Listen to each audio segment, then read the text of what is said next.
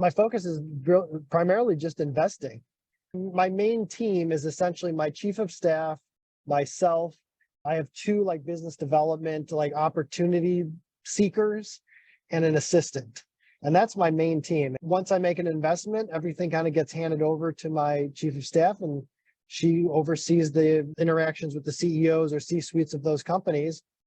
And then pretty much my job is to decide what we want to invest in and then do it. And what are you looking for in an investment? I have a very specific opportunity filter that I use. If we wanted to, I could pull it up and I could show you exactly. But in round numbers, one of the main things that's important to me is to have a deal that has clear asymmetric risk. If I'm going to invest some dollar amount, I don't really like investing for, oh, we're going to get a 10% return. Great. Sure, that's good as long as everything goes. If you lose your principal in the process, then 10% isn't very good. But if there's a risk of losing significant chunks of your principal, then obviously we need asymmetric risk to help balance that out. I like to try to build a deal so that I have that same asymmetric structure in pretty much all scenarios. So a lot of times the type of investments that I'm doing, I do look for opportunity to invest like debt finance plus some sort of equity kicker. So the debt kind of creates the current cash flow and the theoretically clear path to exit. And then of course the equity kicker is just a cherry on top situation. And that kind of makes the numbers work in many scenarios. Any industry, or is it industry specific?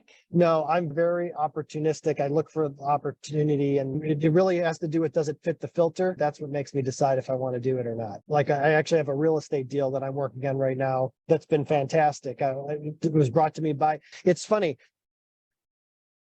as I became more open to investing in other people as opposed to my own things so much, and like really opening my field of view, more and more opportunities and good opportunities have come my way. So for example, I invested in a company in North Carolina, and one of the other investors in that company also works for a giant real estate development company, and he's the head of their acquisitions department. So we just got to talking, and he's like, hey, I've got this deal that our company turned down and formally turned it down, but I think it's a good deal. Would you want to look at it? And to your point, sure, it's an industry, it's real estate, fine, I'll look at it. And anyway, that deal has been fantastic. It took us a little while to get it signed off on, but once we got the seller to sign, we acquired for essentially $10,000 a lot, when 2 days later, one of the other big boys was acquiring for $23,000 a lot. And we're talking 1,000 lots. So that's the kind of return that I like. And we haven't even put any money into it yet. So obviously that's a pretty extreme good outcome. But do you have a minimum revenue that you are looking at? So not minimum revenue, but minimum potential return. And the minimum potential return has to be calculatable on paper with some amount of certainty to be at least $1 million a year annualized. So again, I'm open to all sorts of ideas, but if I can't make the numbers work to about $1 million a year minimum, then we'll pass. So switching gears a bit, you talk about automating workflows. Do you think you were born with a systems and process mindset, or did that develop over your life? Yeah, good question. So in college, I was a philosophy major. So like philosophy is inherently about trying to figure out how things work. And I think from my kind of philosophy mindset, went down the path of systems and process, because it's kind of how things work. Those systems and processes are in your business, in a business, whether you're aware of them or not. They either form organically or you actually put some thought into it. And I think that's where the mindset comes from. So to answer your question, I think I'm naturally inclined to look at the world that way and then applied it more structurally in business. I ask because I'm very systems and process oriented as well, even though I am like a recording artist, a violinist, a jazz vocalist. They don't typically go together. And people say, were you born an entrepreneur, or was it learned? But that's a really broad question. So what inspired you to do the TEDx talk, How Not to Be Replaced by a Robot? What inspired me to do that? Yeah. I just feel people could be more aware of how systems work and that these systems are at play all the time. And I think that was the intention of the TED Talk, to be able to just share that these things are going on. And then also, even if you don't care about the technical aspects of it, you should be thinking of it in terms of the social impact and what your impact on you personally could be depending on what your job is or how you approach things. Because one way or the other, it just makes sense. And I said this in the TED Talk, if technology can be used to replace what you do, it probably should be used to do that, because otherwise, if we didn't think like that as human beings, then we'd all still be like pulling plows with cattle. If it can be done, it probably will be done. I hesitated there to use the word should, because there might be some scenarios in which it shouldn't. We could philosophically talk about that all day long. But anyway, that was the point, to get people thinking about those things, and who maybe as part of their regular day-to-day don't necessarily think of those things. So for the TEDx talk, there's Yeah. a lot of work that goes into that, in preparing and writing and practicing and then applying for various options to speak. What was the outcome that you hoped for?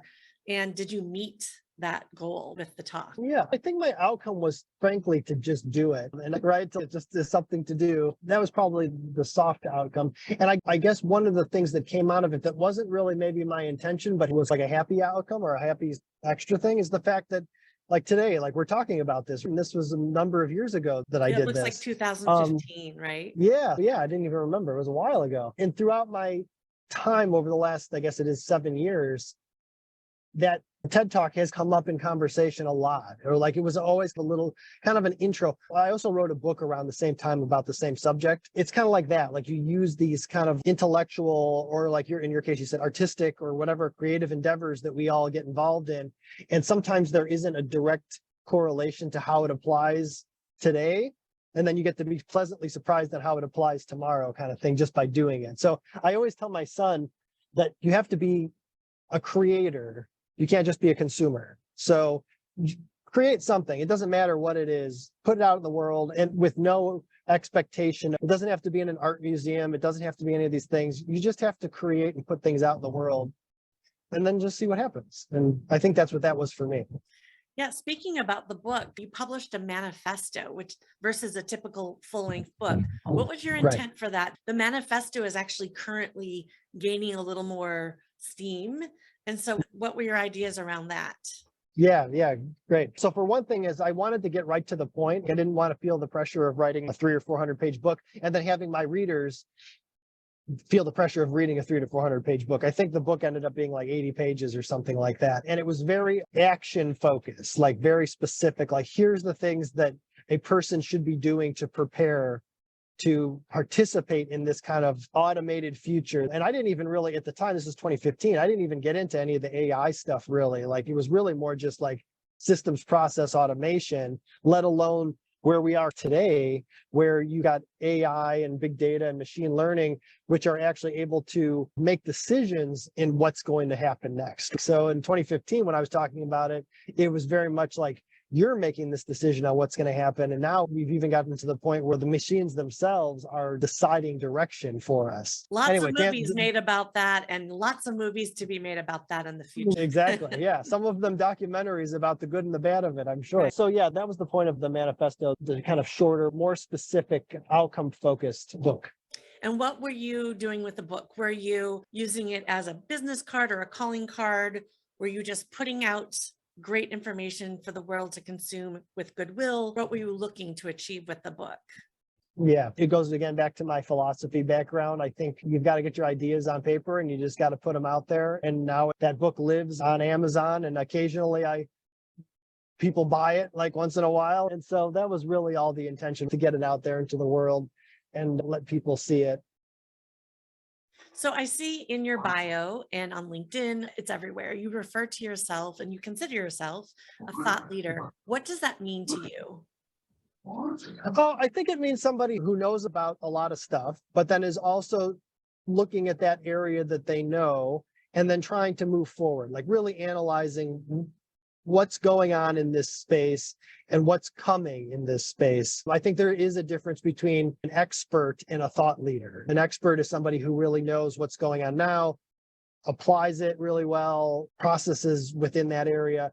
And a thought leader is someone who may also be considered an expert, but also is moving forward at the same time. So why not call yourself a futurist?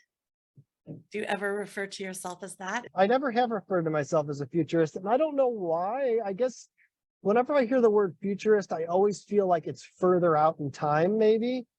And maybe this isn't true. Maybe this is just my own definition.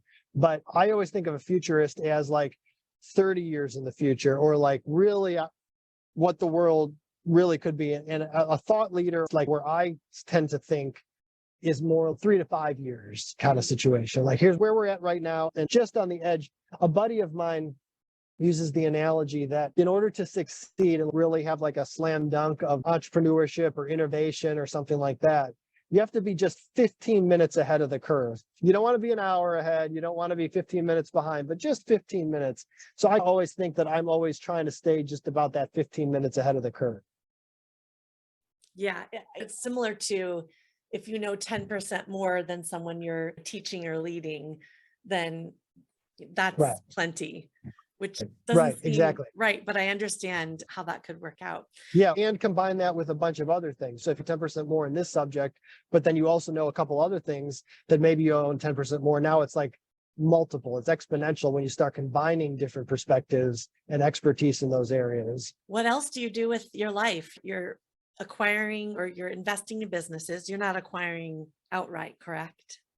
Not anymore. That's a change that's happened over the last essentially 5 years. I realized that it made more sense for me to take minority interests in most cases, or debt deals, or these different things like we're talking about. And the reason for that is my opportunity filter now says that other people in the equation have more to lose than me.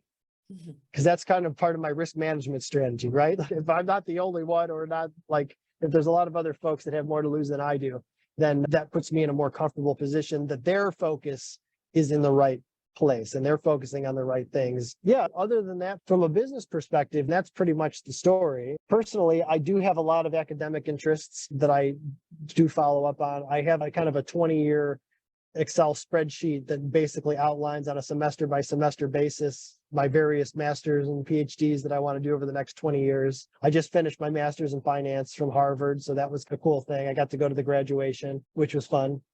A little boring, but fun. That's amazing yeah. to me that you have, I don't know if I have talked to anyone or they've said it out loud, that they had a master plan for higher education. And Yeah. that's very interesting to me. For me, I love going to the higher education opportunities within EO, short bit at Harvard Business School, short, the EMP at MIT. To consider doing a full-on degree doesn't interest me, because I just want to learn the top line. I want to get the meat and then get out. But I appreciate that. Yeah, for me, it's like bowling, basically. If I want to go bowl, I don't bowl, but I go to academic stuff. Like it's for lack of a better word, a hobby, but then that hobby somehow always incorporates into my regular life and I apply it in some way, and it's very helpful to me. So that's not why I do it, but I do definitely see the value in how I can relate these things back into my real life. And I guess I need to say it out loud once in a while that I do look at myself as a philosopher. Like I said, my first bachelor's degree was in philosophy and business, and I just haven't given up on that yet. Like I think that's what I am my entire life, and it will always be. That's what I am first, probably, even before an entrepreneur, investor, business person, all these things. I think of myself as a philosopher first. So sticking with kind of the traditional higher emic stuff fits that It sure a little does. bit.